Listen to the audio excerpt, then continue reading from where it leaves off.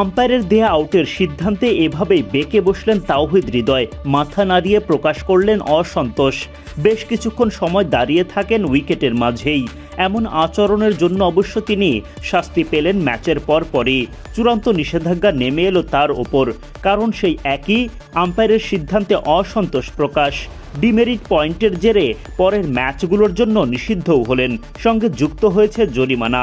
দেশে ক্রিকেটে গেল কয়েকদিন ধরেই যেন আলোচনার কেন্দ্রবিন্দুতে তাওহিদ হৃদয়ের নিষেধাজ্ঞা পাওয়া আর প্রত্যাহার করা। ঘটনার শুরু অবশ্য অনেক আগে থেকেই। এর আগে সবশেষ আবাহনী মোহামেডান ম্যাচে আম্পায়ার শরফুদ্দৌলা ইবনে শহীদ সৈকতের সঙ্গে তর্কে জড়িয়ে এক ম্যাচের নিষেধাজ্ঞার শাস্তি পান হৃদয়। ম্যাচ শেষে সংবাদ সম্মেলনে বিষয়টি নিয়ে কড়া মন্তব্য করেন এই ক্রিকেটার। ফলে আরও এক ম্যাচ নিষেধাজ্ঞা পান তিনি।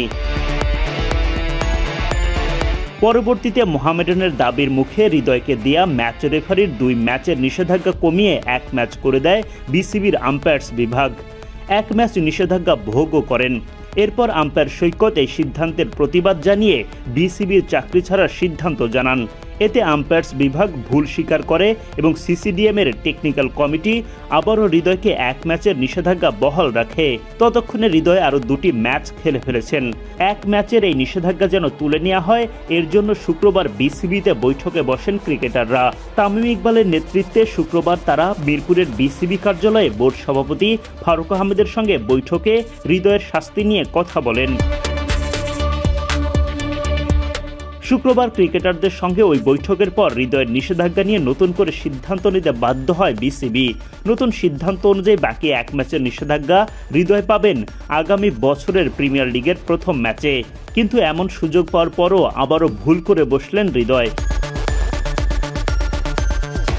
গাজী গ্রুপ ক্রিকেটার্সের বিপক্ষে নিজের আউটের সিদ্ধান্তে অসন্তোষ প্রকাশ করায় 10,000 টাকা জরিমানা করা হয়।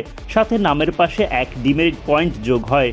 সব মিলিয়ে 8 ডিমেরিট পয়েন্ট থাকায় হৃদয় নতুন করে নিষিদ্ধ হতে পারেন 4 ম্যাচে। তাই খেলতে পারবেন না ডিপিএল এর শিরোপা নির্ধারণী ম্যাচ আবাহনীর বিপক্ষে। যদিও নানা নাটকীয়তার এই সাজা দেয়া আর প্রত্যাহার করার ভিড়ে নতুন কোনো সিদ্ধান্ত পরবর্তীতে আসে কিনা সেটাই এখন দেখার বিষয়।